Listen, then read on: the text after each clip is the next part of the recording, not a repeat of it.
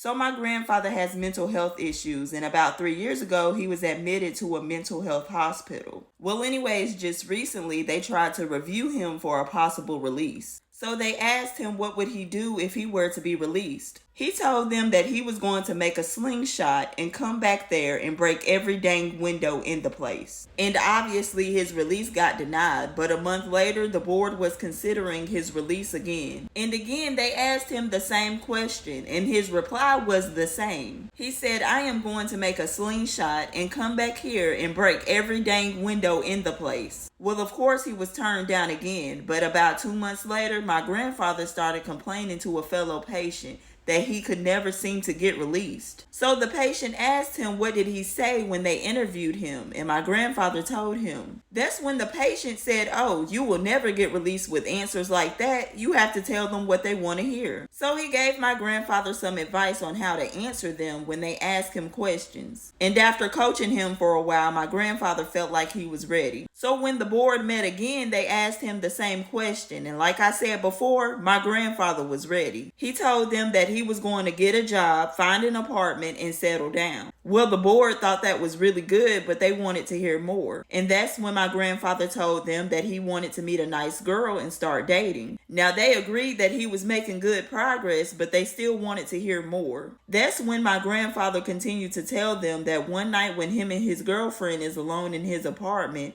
he's going to make passionate love to her. He said, I am going to take her dress off and lie her down on the bed. Then he continued to say that he was going to gently remove her underwear. And the board members wanted to hear more, so they asked him, then what are you going to do? My grandfather looked at them, and then he said, I am going to take the elastic out of her underwear, make myself a slingshot, come back here and break every dang window in this place.